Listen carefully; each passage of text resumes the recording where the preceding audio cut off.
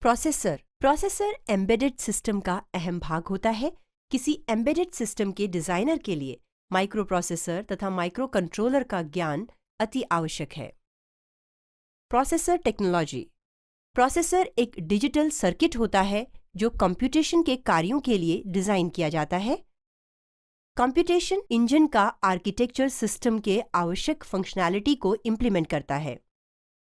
Processor को programmable होने की जरूरत नहीं है। प्रोसेसर जनरल पर्पस प्रोसेसर के समान नहीं होता है। General purpose processor programmable device जो कई एप्लीकेशंस में उपयोग किए जाते हैं माइक्रो प्रोसेसर कहलाते हैं। फीचर्स। प्रोग्राम मेमोरी, बड़े रजिस्टर फाइल तथा सामान्य ALU के साथ सामान्य data path. User benefits, market के लिए कम समय तथा NRE लागत। अधिक फ्लेक्सिबिलिटी, पेंटियम जो कि विख्यात है लेकिन सैकड़ों अन्य भी हैं। सामान्य प्रोसेसर टाइप्स, उनके लक्षण तथा उदाहरण। अपने एप्लीकेशन के लिए उपयुक्त प्रोसेसर टाइप के चयन के महत्वपूर्ण लिंक। यहाँ जनरल पर्पस प्रोसेसर से जुड़े कुछ सामान्य लक्षण दिए गए हैं। लाभ।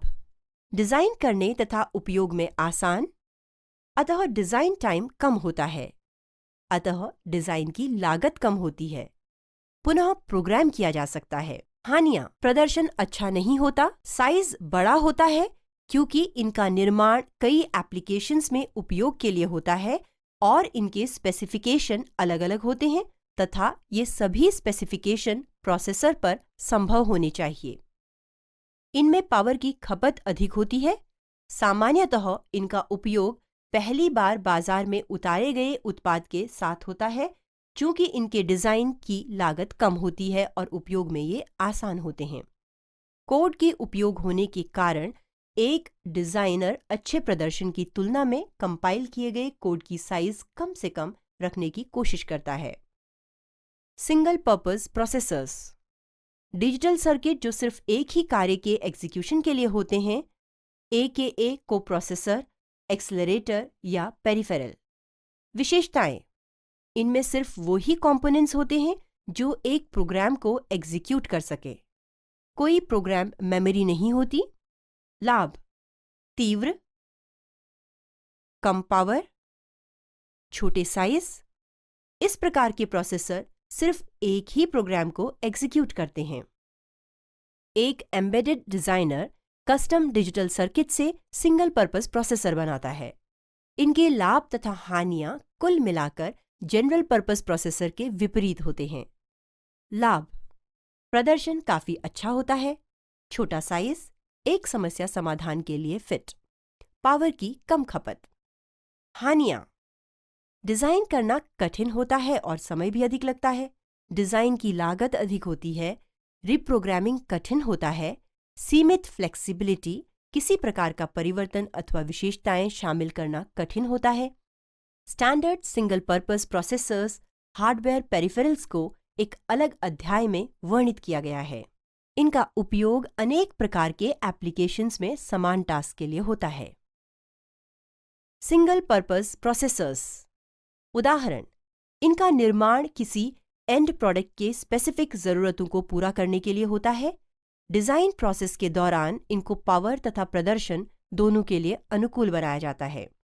ASIC को प्रोडक्ट में शामिल किया जाता है जब उत्पाद मार्केट में स्थापित हो जाता है क्योंकि इसमें अधिक समय तथा लागत लगती है।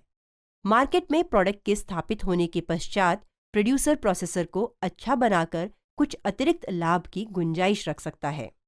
इनमें एक दोष यह है कि आप जब एक गलती करते हैं तो आपको पूरा चिप फिर से बनाना होगा, लेकिन एक जनरल पर्पस प्रोसेसर में आपको सिर्फ कोड को परिवर्तित कर फिर से कंपाइल करना होता है।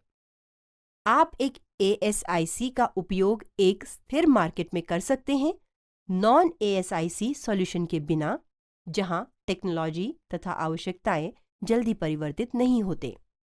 Application specific processors, programmable processor जो समान विशेषताओं वाले खास एप्लीकेशन के लिए ऑप्टिमाइज किए जाते हैं। जनरल पर्पस तथा सिंगल पर्पस के प्रोसेसरों के मध्य compromise. Features, program memory, optimised data path, विशिष्ट फंक्शनल यूनिट्स। लाभ: कुछ फ्लेक्सिबिलिटी, अच्छा प्रदर्शन, साइज तथा पावर। ASIP को एक समान लक्षण वाले खास एप्लीकेशन के लिए तैयार किया गया है। यह जनरल पर्पस तथा सिंगल पर्पस के प्रोसेसरों का मध्यमार्गी समाधान है जो सिंगल पर्पस के प्रोसेसरों से अधिक फ्लेक्सिबिलिटी देता है और जनरल पर्पस के प्रोसेसरों से अच्छा प्रदर्शन देता है, परंतु इसके डिजाइन का समय तथा लागत अधिक है और इसमें कंपाइलर समस्या भी है। आपको अपना स्वयं का कंपाइलर बनाना होता है। उदाहरण: digital signal processor DSP। DSP repetitive तथा न्यूमेरिकली इंटेंसिव टास्क को कुशलतापूर्वक परफॉर्म करने के लिए ऑप्टिमाइज किया जाता है, जैसे कि मैट्रिक्स ऑपरेशंस, कॉन्वोल्यूशन के लिए रियल टाइम फिल्टरिंग, क्योंकि MCUs की प्रदर्शन सीमाएं होती हैं। DSPs उच्च क्लॉक दर पर चल सकता है और उनकी तुलना कितने मिलियन मैक क्रियाएं प्रति सेकंड होती हैं से किया जाता है। इस मैट्रिक को मेगामैक्स या M-मैक्स कहा जाता है। DSP गणितीय गणना के लिए ऑप्टिमाइज किया जाता है, लेकिन सुपरवाइजरी कंट्रोल के लिए नहीं। अतः DSP आधारित सिस्टम को निम्न कोटि के MCUs के साथ जोड़ा जाता है, जो कि दो तरीके से होता है। लाभ: DSP तथा MCU के डिजाइन अलग अलग होते हैं। हानियां: DSP कार्य तथा कंट्रोल में विभाजन कठिन होता है। यदि DSPs के लिए कई इंस्ट्रक्शन जारी हों तो MCUs कार्य नहीं कर पाता।